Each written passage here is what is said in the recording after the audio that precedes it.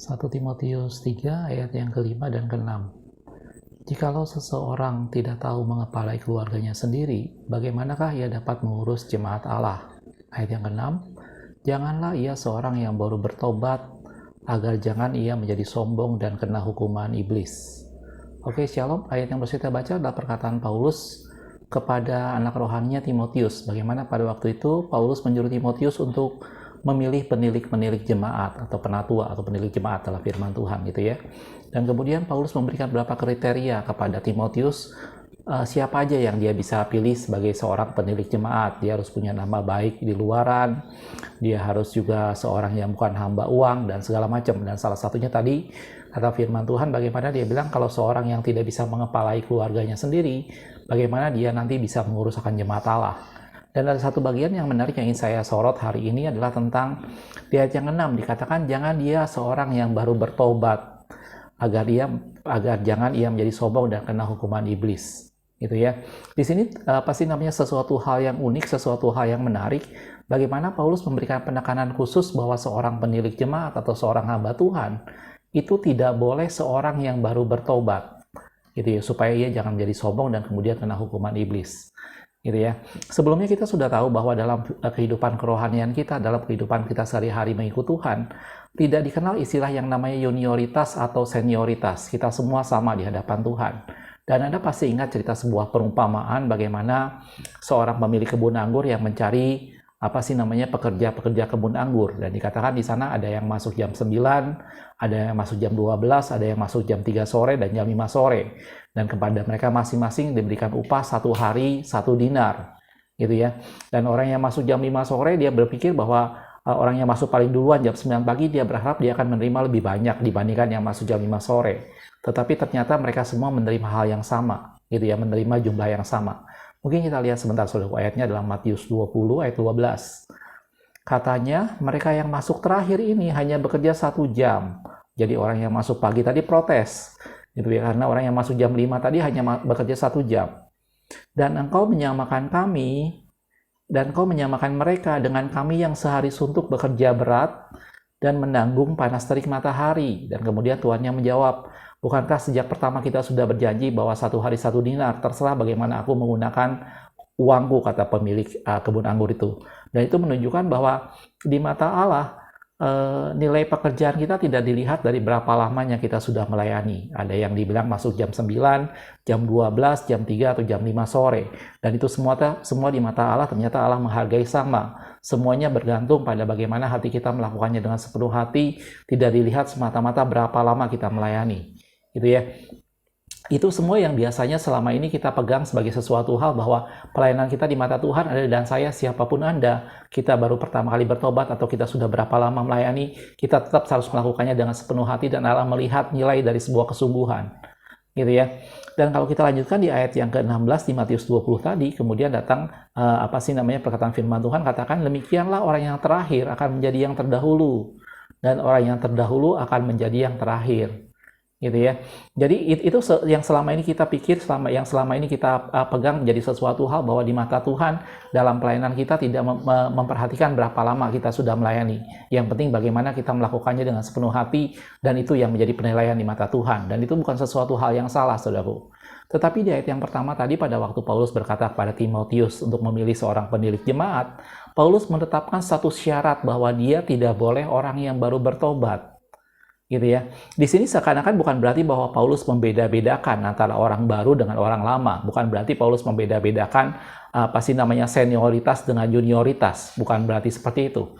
Tetapi di sini Paulus ingin melihat bahwa untuk menjadi seorang penilik jemaat, untuk mencari seorang hamba Tuhan, seseorang harus teruji kesetiaannya. Gitu ya. Memang tadi saya sudah bilang bahwa nilai pelayanan kita tidak dilihat dari berapa durasi waktu kita melayani. Tetapi jangan lupa saudaraku bahwa seorang yang sudah lama melayani itu menunjukkan sebuah bukti kesetiaan dalam sebuah pelayanan.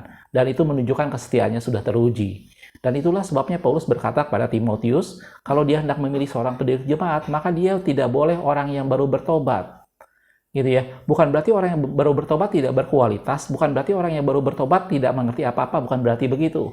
Tetapi paling tidak, orang yang sudah lama akan menunjukkan suatu bukti bahwa dia sudah teruji kesetiaannya. Dan itu yang Paulus maksudkan.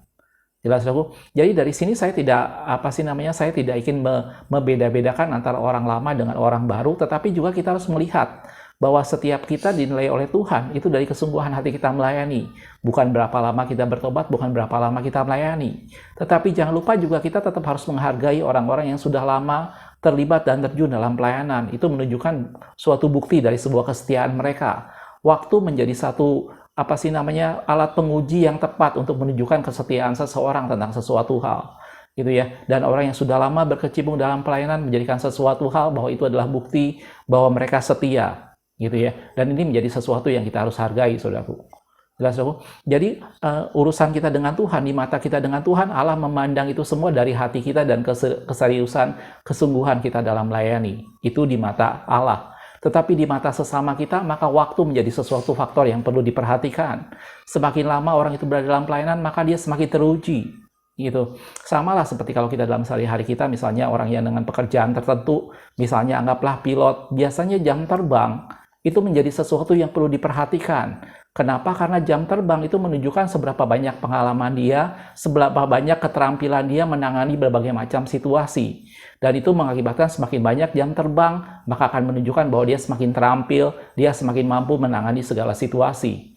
Gitu ya. Dan begitu juga dalam hal pelayanan. Gitu ya. Kita tidak bisa dengan mudah mempercayakan satu pelayanan atau posisi tertentu, apalagi jabatan sebagai seorang pendiri jemaat atau hamba Tuhan, kepada orang-orang baru.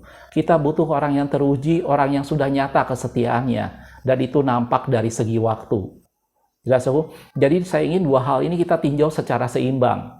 Gitu ya. Kita tidak boleh terlalu menyanjung-nyanjungkan seorang yang sudah lama, dan kita menganggap orang baru sebagai seorang yang tidak tahu apa-apa. Tidak juga. Gitu ya. Sebaliknya, kita juga jangan berpikir bahwa orang lama ini sama sekali tidak bisa berkembang. Orang baru ini yang perlu dinamika. Tidak juga. Masing-masing punya kelebihan dan kekurangannya. Dan itu yang membuat kita satu sama lain harus saling belajar.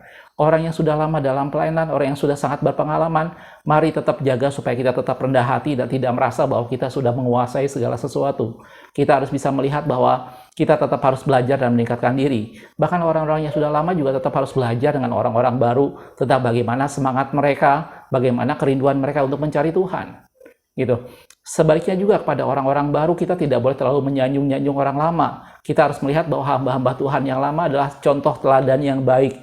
Bagaimana mereka seorang yang setia, bagaimana mereka seorang yang tetap bertahan dan teruji dalam segala perkara. Dan itu membuat kita semua saling belajar dan saling mengisi. Dan itulah gereja Tuhan diperlengkapi. Betul, saudaraku, dalam pelayanan kita tidak mengenal senioritas. Tetapi untuk menduduki satu posisi, untuk berada pada satu jabatan tertentu, seseorang butuh diuji. Gitu ya. Dan waktu menjadi ujian yang tepat untuk melihat kesetiaan seseorang. Jelas, saudaraku? Dalam Filipi 2 ayat 22 dikatakan, kamu tahu bahwa kesetiaannya telah teruji. Pada waktu itu Paulus mengutus Timotius kepada jemaat Tuhan di Filipi. Dan Paulus berkata kepada jemaat Tuhan di Filipi bahwa Timotius itu seorang yang sudah teruji kesetiaannya. Dan bahwa ia telah menolong aku dalam pelayanan Injil sama seperti seorang anak menolong bapaknya.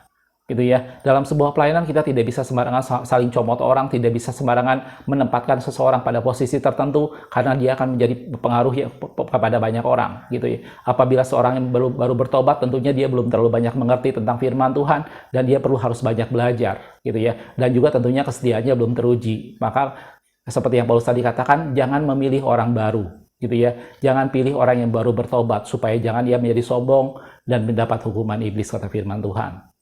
Jelas, saudaraku? Dan Paulus pernah menyorot satu hal dalam Ibrani 5 ayat 12. Dibilang seperti ini, sebab sekalipun kamu ditinjau dari sudut waktu, di sini Paulus bicara mengenai hal waktu, sudut waktu. Sudah seharusnya menjadi pengajar, kamu masih perlu lagi diajarkan asas-asas pokok dari pernyataan Allah. Dan kamu masih memerlukan susu, bukan makanan keras. Di sini Paulus meninjau bahwa secara waktu harusnya di sini bukan berarti menduduki posisi tertentu ya, tetapi dalam arti kata dia sudah menjadi pengajar. Pengajar maksudnya di sini adalah dia seorang yang sudah memahami dan mengerti tentang firman Tuhan, tentang asas-asas pokok dalam firman Tuhan. Dan Paulus menegur pada jemaat Tuhan di Ibrani pada waktu itu bahwa kalau dilihat dari segi waktu, kalian harusnya sudah menjadi pengajar. Bukan berarti artinya sudah menjabat satu posisi tertentu ya. Tetapi Paulus menekankan di sini bahwa secara waktu itu menunjukkan bahwa seorang seharusnya akan lebih memahami banyak hal tentang firman Tuhan. Sehingga dia bisa mengajarkan pada orang lain dan dia bisa memahami banyak hal tentang firman Tuhan. Dan itu Paulus katakan dari segi waktu seharusnya mereka menjadi pengajar. Jelas Bu? Dan ini menjadi sesuatu hal yang sederhana yang saya bagikan pada hari ini tentang bagaimana kita satu sama lain kita saling menghargai, orang yang lebih senior maupun orang yang lebih junior, kita semua saling belajar. Tidak ada orang yang merasa bahwa oh saya sudah sangat pengalaman, oh saya sudah sangat tahu segala perkara, tidak seperti itu.